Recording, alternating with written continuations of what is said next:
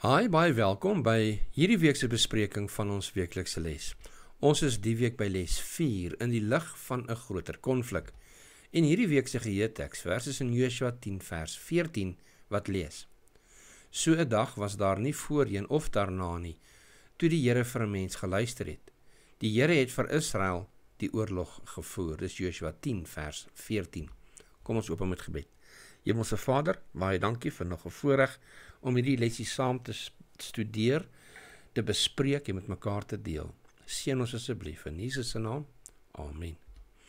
Hi, weer eens baie welkom. Baie dankie vir elkeen van julle wat inskakel. Baie dankie ook aan ons luisteraars by Adventiste Wêreld Radio Afrikaans. Baie welkom. Ons glo die Here gaan julle elkeen ook seën. So, ons kyk die week na les 4 en hierso gaan ons sien waar ons kennis maak met 'n sterk militêre aksie of aksies. Hierdie gevegte gebeur op God se bevel in sy naam en met sy hulp. Die teks dui duidelik aan in Josua dat God die een is wat die verowering van Kanaan lei.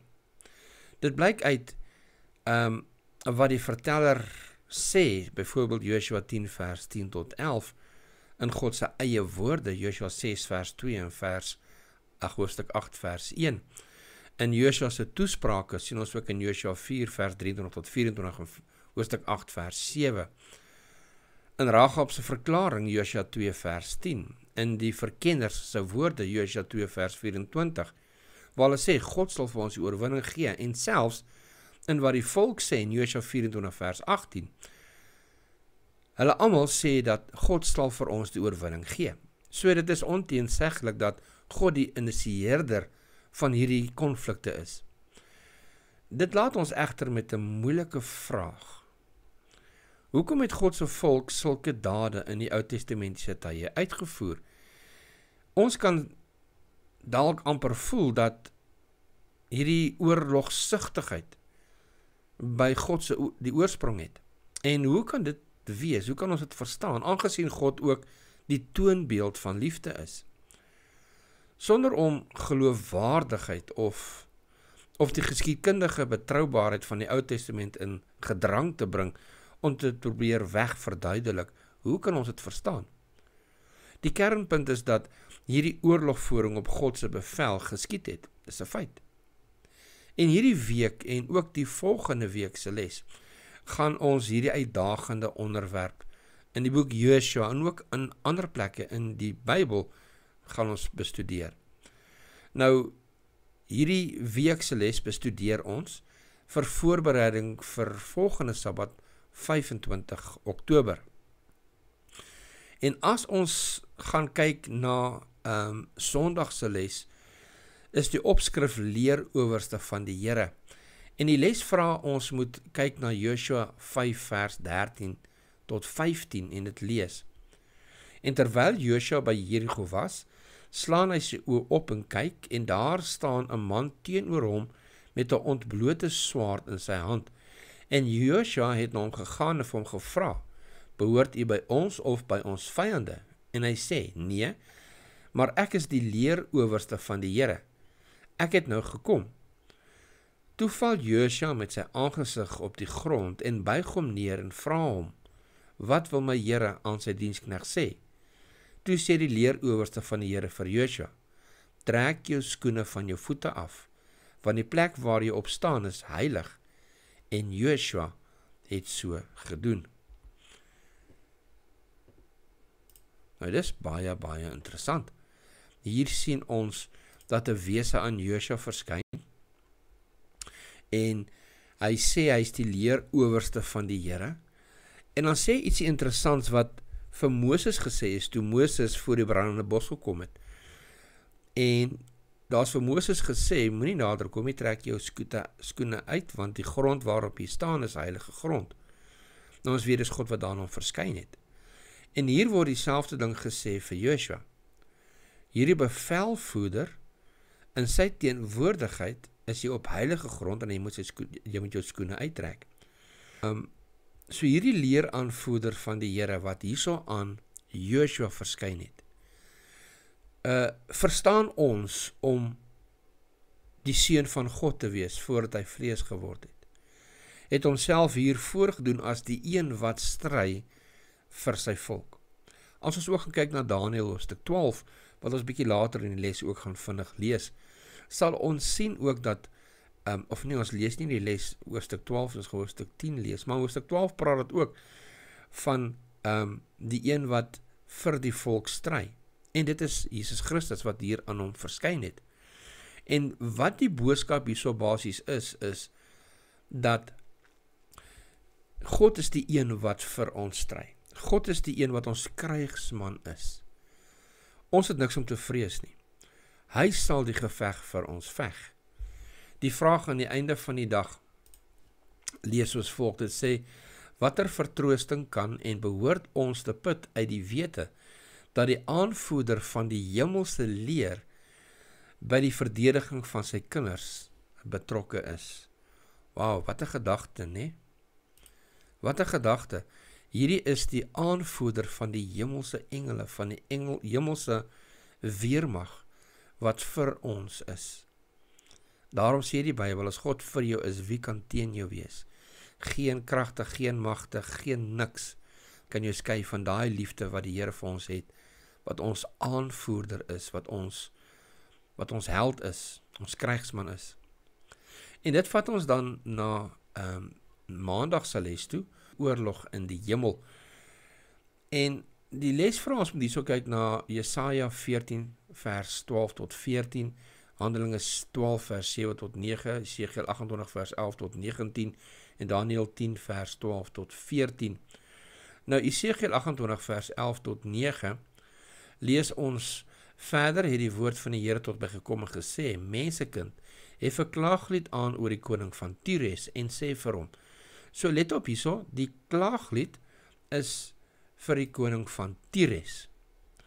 Maar as ons nog gaan verder lees, sal ons sien, hierdie is nie die koning Tyrus wat regtig aangespreek word nie, maar die mag agter hierdie bose koning Tyrus. En dit is natuurlik die duiwel. En ons sal dit vinnig oplet vroeg in hierdie skrif, want dit lees soos volg. Mensekind hef 'n klaaglied aan oor die koning van Tyrus en sê vir hom, so spreek die Here, jy was die seelring van eweredig, vol wysheid en volmaak in skoonheid. Jy was in Eden die tuin van God. Nee, wag 'n bietjie, koning Tyrus was nie in Eden die tuin van God gewees nie. So met wie word hier gepraat? Met hierdie mag agter hom, hierdie bose mag agter hierdie koning.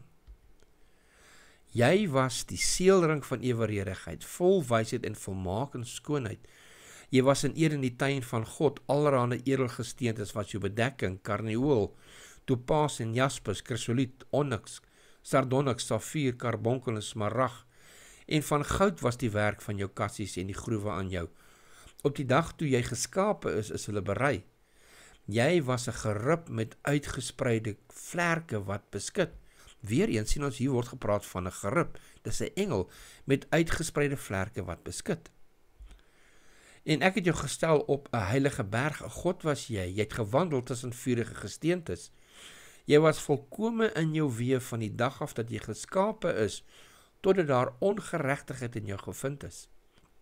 En hier sien ons baie duidelik, word gepraat van hierdie bose engel, wat die perfekte volmaakte engel was, maar toes daar onreg in hom gevind, wat die duiwel geword het op die einde van die dag. Want ons lees dan in ons lees verder van vers 16, weens die grootheid van jou koophandel het hulle jou binneste met geweld vervul, en jy het gesondig, daarom het ek jou as onheilige van die Godeberg afgedrywe, en ek het jou tussen die vurige gesteentes uit vernietig, o gerib wat beskit, hoogmoedig het jou hart geword oor jou skoonheid, jy het jou wysheid verderwe weens jou glans, en ek het jou op die grond gewerp, ek het jou oorgegee voor die aangesig van die konings, dat hulle op jou kan neersien, weens die menigte van jou ongeregtighede, deur die onreg van jou koophandel, het jy jou heiligdomme ontheilig, daarom het ek 'n vuur uit jou binneste laat uitgaan, dat het jou verteer, en ek het jou tot as gemaak, op die aarde voor die oë van almal wat jou gesien het. Al jou bekendes onder die volke is ontsteld oor jou, jy het 'n verskrikking geword, en sal daar nie meer wees tot in ewigheid nie. En hierdie is woorde wat die duiwel laat sidder. Want alhoewel, soos wat ons sê, dit gewys het na die koning van Tyrus, en dieselfde met Jesaja 14, vers 12 tot 14, word die koning van Babel daar so aangespreek, maar as 'n mens ook daarna gaan kyk, sal jy sien, dit praat van die mag agter hierdie bose koning, wat die duiwel is. Maar kyk, God het die hemelse wesens geskape met 'n verantwoordelikheidsin, met 'n vrye wil, en daar is een van die magtigste engele, wat besluit het om sy wil te kies om teen God te gaan, wat bekend staan as Lucifer, wat die duiwel geword het. Natuurlik, Lucifer is nie sy regte naam nie, ons weet nie wat sy naam was nie, maar dis hoe ons hom ken. Alhoewel hierdie twee historiese figure is, die koning van Tyrus en die koning van Babel, kan ons sien dat hierdie karakters as metafore gebruik word, om te verwys na die duiwel. En as ons gaan kyk na Openbaring, hoofstuk 12 vanaf vers 9, sal ons sien daar is 'n raadoorlog in die hemel gekom, en dis waar die moeilikheid begin het. So hierdie oorlog wat dit vir ons sê, alhoewel dit daar begin het, is die duiwel uitgegooi op hierdie aarde, en sy engele saam met hom uitgegooi, en hy is woedend, wat hy weet, hy het min tyd. So hier is 'n oorlog op die aarde aan die gang. Daniël 10, wat hulle ook vra ons moet na kyk, vers 12 tot 14, wys dit vir ons duidelik uit toe ek dit sê. Toe sê hy vir my, wees nie bevrees nie, Daniël, want van die eerste dag dat jy jou hart daarop gerig het, om ag te gee en jou voor die aangesig van jou God te verootmoedig, is jou woorde gehoor, en om jou woorde ontwil het ek gekom. Maar die vors van die koninkryk van die Perse het 21 dae lang teenoor my gestaan. Nou hierdie, die vors van die koninkryk van Perse, is die duiwel. En kyk, Michael, een van die vernaamste vorste, het gekom om my te help, en ek het daar oorgebly by die konings van Persië. Ek het dan gekom om jou inligting te gee oor wat jou volk aan die einde van die dae sal te beurt val, en want die gesig sien nog op die verre toekoms. So hierso sien ons, dit praat van oorloë, wat daar in Persië aan die gang was, en ons sien dat die engel van die Here, Michael, betrokke is in hierdie oorlog, en dat daar ander vorste is, wat God se plan probeer teenhou. So hierdie oorlog wat ons sien tussen lande, tussen koninkryke, is soveel meer as net politieke oorlog of politieke verskille.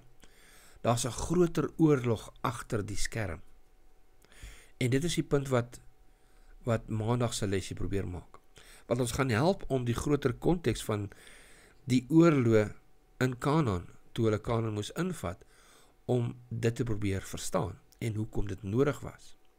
Nou hier is 'n vraag aan die einde van maandag, dit sê, waar orals in die werklikheid van hierdie, waar orals is die werklikheid van hierdie kosmiese konflik tussen goed en kwaad, in die wêreld om ons en in ons eie lewens te sien. Gesels met ons, waar in jou lewe, waar in die wêreld, sien jy hierdie kosmiese konflik wat in die hemel begin het, wat tussen goed en kwaad is, waar dit aan die gang is op die aarde. Ek dink dit is baie duidelik, en elkeen van ons ervaar het ook in ons eie lewens. Maar kom ons gaan na die volgende les toe, en dit is Dinsdag se les. Die Here is 'n krygsman. En die les vir ons, kyk na Eksodus 2 vers 23 tot 25 en ook Eksodus 12 vers 12 en 13. Nou ek gaan nie dit lees nie, want dit word genoem, hier is die gebeure wat genoem word, Eksodus 2, waar die volk geroep het na God, as gevolg van hulle swaar kry, en hoofstuk 12 waar God hulle uitred. En dan in hoofstuk 15 vers 3 tot 11 word alles hierdie dan genoem, ek gaan dit vir ons lees. Die Here is 'n krygsman, die Here is sy naam. Hy het Farao se strydwaans en sy leermag in die see gewerp, en sy beste vegsmanne het in die Skelfsee gesink. Die watervloede het hulle oordek. Hulle het in die kolke gesink soos 'n klip. O Here, u regterhand is verheerlik deur u krag. U regterhand, o Here, verpletter die vyand. En in u groote hoogheid werp u diegene neer wat teen u opstaan. U stuur die torengloed uit, dit verteer hulle soos 'n stoppel. En deur die geblaas van u neus het die waters hulle opgestapel. Die strome het bly staan soos 'n wal. Die watervloede het styf geword tot in die hart van die see. Die vyand het gesê, ek sal agtervolg, inhaal, byt verdeel, my begeerte sal verstadig word van hulle. Ek sal my swaard trek, my hand sal hulle uitroei. U het met u asem geblaas, die see het hulle oordek, soos lood het hulle gesink in die geweldige waters. O Here, wie is soos u onder die gode, wie is soos u verheerlik in heiligheid, gedig in roemryke dade, een wat wonders doen. Wauw, wat 'n pragtige uitbeelding van God se verlossing vir die volk. Nou die punt wat gemaak word in hierdie les, die Here is 'n krygsman. Hierdie groot oorlog, soos ons al reeds gesê het, in die hemel begin. En dit is tussen goed en kwaad, tussen God en tussen die duiwel. En in hierdie wêreld sal ons sien dat die oorlog, kom ons kyk byvoorbeeld na toe Moses Egipte toe gegaan het en gesê het dat hy met die mense laat gaan, sal dit miskien voorkom uit 'n menslike perspektief uit, dat dit was 'n groot stryd tussen Moses en Farao, of 'n groot stryd tussen verskillende gode, die gode van Egipte, wat natuurlik nie gode is nie, of politieke verskille, of wat se oorlog daar ook al is, of oorlog oor 'n sekere land, soos wat ons nou sien aan die gang is ook in die Midde-Ooste, of al vir jare aan die gang is in die Midde-Ooste. Maar eintlik waaroor hierdie oorlog in die wêreld gaan, is God se oorlog teen sonde. En die duiwel se opstand teen God. Dit is waaroor al hierdie oorlog gaan. En wat ter sprake is hierso, is God se karakter, God se reputasie. Wanneer ons dan kyk na hierdie oorlog van die Kanaaniete, moet ons dit sien in hierdie kollig, dat hierdie oorlog is deel van 'n uitwissing van sonde, van verderf, wat net lyding en pyn vir die mens bring. En dit wys ook vorentoe op die uiteindelike oorwinning van sonde, en almal en alles wat bly daaraan vashou. Maar ons volgende les, en dit is nou, voordat ons na daai les toe gaan, kom ons kyk net na die vraag aan die einde van Dinsdag. Die vraag is, die groot stryd is 'n voldoende feit. Dit beperk ons tot een van twee opsies. Ons moet kant kies. Die vraag is net, hoe weet jy aan watter kant jy jou werklik bevind? Baie goeie vraag. Gesels met ons in die kommentaar gedeelte asseblief. So Woensdag se les, die Here sal vir julle stry. En hierso moet ons kyk na Eksodus 14 vers 13 en 14 en vers 25. En dan vra die les, wat was God se oorspronklike en ideale plan betreffende die Israeliete en oorlogvoering? Nou hierdie is 'n baie belangrike punt. Eksodus 14 vers 13 en 14 en vers 25. Maar Moses het aan die volk gesê, wees nie bevrees nie, staan vas en aanskou die verlossing van die Here, wat hy vandag vir julle sal bewerk. Want soos julle die Egiptenaars vandag sien, sal julle hulle nie weer sien in ewigheid nie. Die Here sal vir julle stry, en julle moet stil wees. En hy het die wiele van hulle strydwaans laat insak, en hulle met moeite laat voortgaan. Toe sê die Egiptenaars, laat ons van Israel al wegvlug, want die Here stry vir hulle teen die Egiptenaars. Nou hierdie is 'n baie belangrike punt. Hulle het nie nodig gehad om oorlog te voer nie. Hulle moes net gehoorsaam wees aan God se bevele. Maak so, op hierdie tyd doen so, wees gereed en doen dan so. Maar hulle het nie nodig gehad om die oorlog te voer nie. En hierdie was dieselfde gewees wat God vir Joshua hulle gesê het. Hy het gesê, hy gaan die volk voor hulle uitdryf, met verskrikking, met perdebye. Hulle sal nie nodig hê om oorlog te voer nie.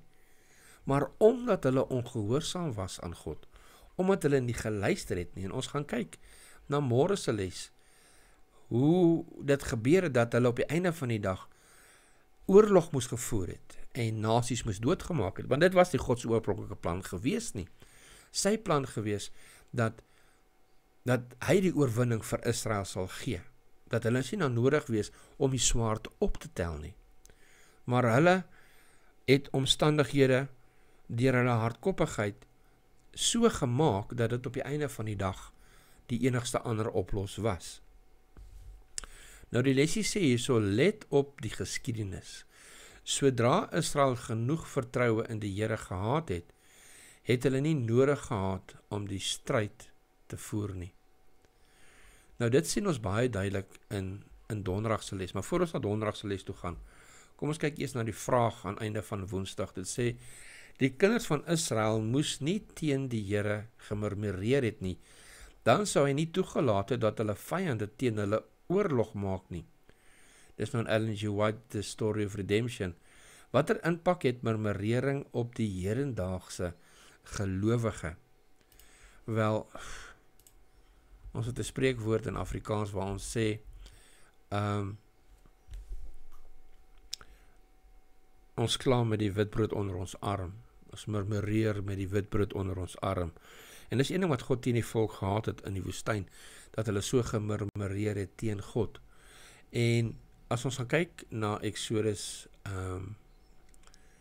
waar hulle aangeval was, wat ons nou gaan lees in donderdag se les, sal ons sien dat God het toegelaat dat hulle aangeval word as gevolg van hulle murmurering teen die Here.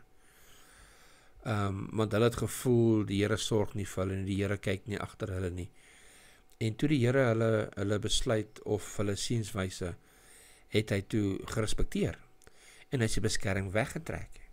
En toegelaat dat hierdie volke hulle aanval, stryd teen hulle voer, wat bloedvloeiing veroorsaak het. Maar kom ons gaan na donderdag se les toe.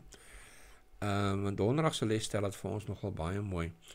En donderdag se opskrif is die tweede beste opsie. En as ons kyk na Exodus 17 vers 7 tot 13, sien ons in die plek Massa en Mariba genoem vanweë die twis van die kinders van Israel, omdat hulle die Here versoek het, deur te sê, is die Here in ons midde. Daarop het Amalek gekom om teen Israel by Rephidim te veg, en Moses het aan Joshua gesê, kies vir ons manne uit en trek uit, veg teen Amalek. Môre sal ek op die top van die heuwel staan met die staf van God in my hand, en Joshua het gedoen, soos Moses aan hom gesê het, om te veg teen Amalek, maar Moses, Aaron en Hur het op die berg van die heuwel geklim, en telkens as Moses sy hand ophou, was Israel die sterkste, maar as hy sy hand laat sak, was Amalek die sterkste. Maar die hande van Moses het swaar geword, daarom het hulle 'n klip geneem en het onder hom neergelê, dat hy daarop kon sit, en Aaron en Hur het sy hande ondersteun, aan een kant diskant en die ander kant, so het sy hande dan vasgeblei tot son onder, en Joshua het Amalek en sy volk met die skerpte van die swaard 'n nederlaag toegebring. So, eerste lees ons dat waar hulle in opstand teen die Here gekom het, gesê het, is die Here regtig onder ons midde, en hulle murmureer oor die Here. En ons sien dat as gevolg van hierdie murmurering, daarna het hierdie mense gekom om oorlog te voer teen hulle. Baie van hulle manne het gesterf, want wanneer Moses se arms moeg geword het, sy arms laat sak het baie van die Israeliete gesterf.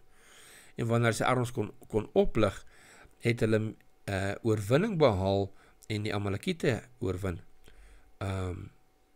Maar die nasie, die volk het geleer, of hulle nageslag het geleer.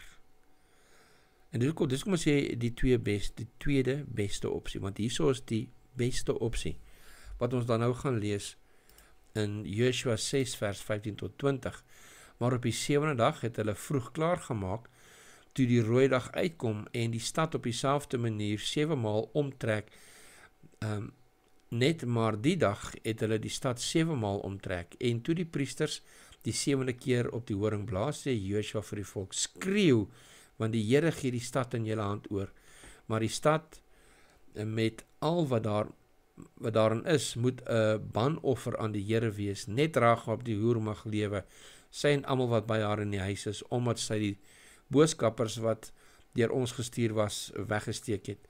Maar neem julle net in ag vir die ban, dat julle nie terwyl julle met die banvloek tref, tog van die bangoed neem en die laar van Israel onder die ban bring en dit in ongeluk stort nie.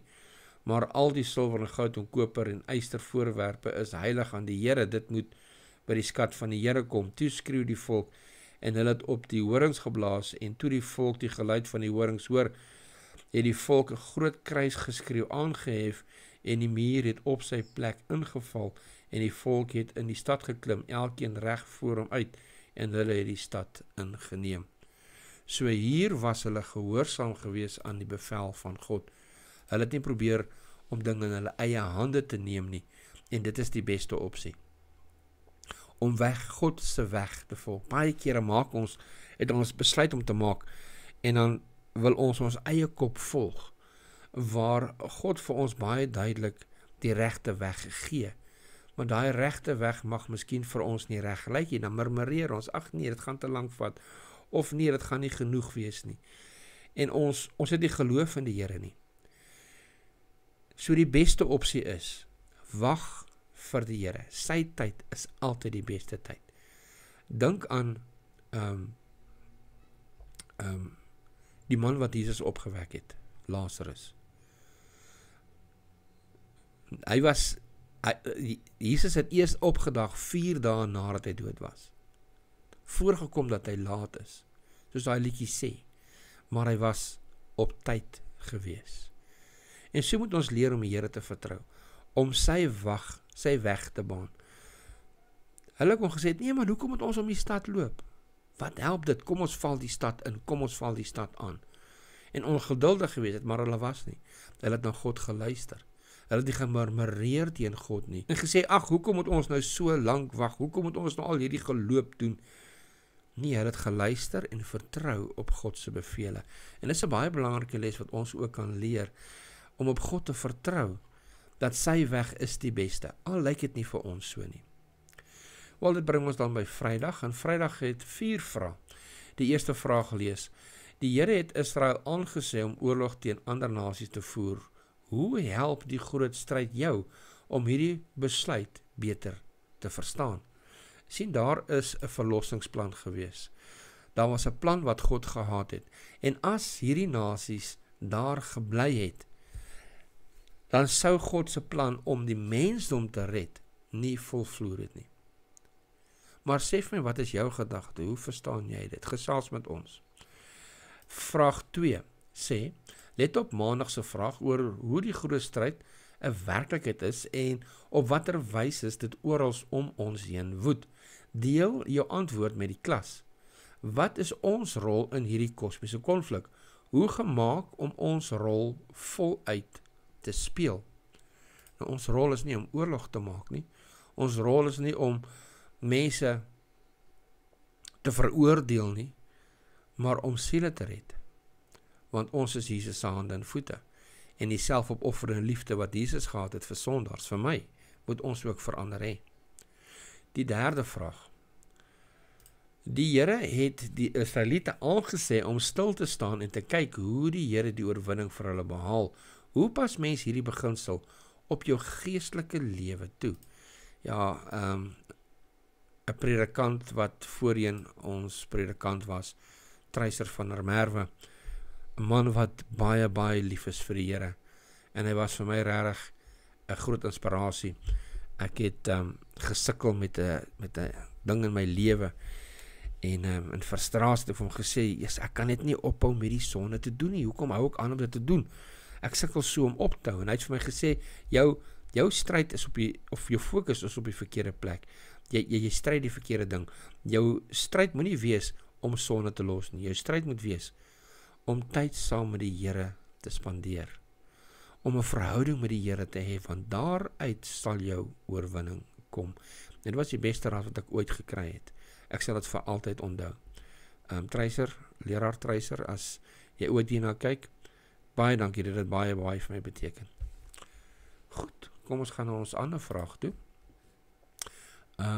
Ons was nou gewees by vraag 2, né?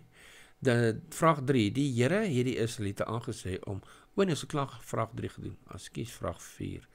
Tydens kerklike besprekings ontstaan daar soms meningsverskille. Dan is mens geneig om te soek na ander wat saam met jou stem, sodat jy druk op die res van die gemeente kan uitoefen. Waarom behoort ons in die lig van Joshua 5 vers 13 tot 15 liewers hierdie sienswyse rakende meningsverskille te laat vaar? Nou Joshua 5 vers 13 tot 15, kom ons gaan kyk net daar, Joshua 5 vers 13, is by Sondagse gedeelte, Joshua 5 vers 13 tot 15, kom ons lees hom weer, en terwyl Joshua by Jericho was, slaan hy sy oë op en kyk, en daar staan 'n man teenoor hom, met 'n ontblote swaard in sy hand, en Joshua het na hom gegaan en gevra, behoort u by ons of by ons vyande? Nou dis mos nou hierso waar hy sê, hy is die leerowerste, en dat hy daar is om die volk te beskerm. So die vraag dan nou hierso, as ek terug gaan na Vrydag toe, weer eens, dit sê, tydens kerklike besprekings ontstaan daar soms menslike verskille. Dan is mens geneig om te soek na ander wat saam met jou stem, sodat jy druk op die res van die gemeente kan uitoefen. Waarom behoort ons in die lig van Joshua 5 vers 13 tot 15 liewers hierdie sienswyse rakende meningsverskille te laat vaar? Ek kan nie dit sien nie. Kom ons gaan terug na Maandag toe. Sondag. Dit is 5. Ek het miskien gekyk na 15. Wel, luisteraars, kykers, wat sal julle sê? Wat het hierdie gedeelte uit te waai met die vraag wat hier gevra word? As daar meningsverskille is, dan probeer 'n mens mense kry wat saam met jou stem, sodat jy verteenwoordiging kan hê van jou idee, of jou sienswyse. Nou, hoekom behoort ons dit in die lig van Joshua 5 vers 13 tot 15 liewers hierdie sienswyse rakende meningsverskille te laat vaar? Ek kan nie sê wat die antwoord hierop is nie. Miskien mis ek iets. Sou julle asseblief so gaaf wees? Gesels met my in die kommentaar gedeelte hieronder en deel jou gedagtes saam met my. Wat het Joshua 5 vers 13 tot 15 te doen met hierdie vraag? Met meningsverskille. Wat mis ek? Asseblief, gesels in die kommentaar gedeelte. Baie dankie dat julle saam met ons ingeskakel het vir hierdie week se bespreking. Baie interessante les, baie mooi les, en die hoofbeginsel wat ons hierso leer is, Christus veg vir ons. Die oorwinning is ons en nie omdat ons sterk is of goed is nie, maar hy is ons krygsman. En as ons net sy wil doen, sal ons die oorwinning hê. Want onthou, daar is die weg van die wêreld en daar is die weg van God. En as ons die weg van die wêreld gaan kies, as ons deel van die wêreld gaan wees, kan ons nie God se beskerming verwag nie, of oorwinning verwag nie. Daarom moet ons 'n diepe verhouding met God hê, in Christus. En dis my begeerte ook vir julle. Kom ons sluit af met gebed. Hemelse Vader, baie, baie dankie vir die oorwinning in Christus. Dankie dat U ons krygsman is. Dankie Here dat ons op U kan steun waar ons krag opraak. Help ons dat ons ook ons verantwoordelikheid sal doen. Maar Here, dat ons sal weet en besef, die oorwinning is ons en is beslis, slegs omdat U dit vir ons uit genade gee. Ons dankie in Jesus se naam. Amen. Baie dankie dat julle saam ingeskakel het. Tot volgende week. God se ryke seën.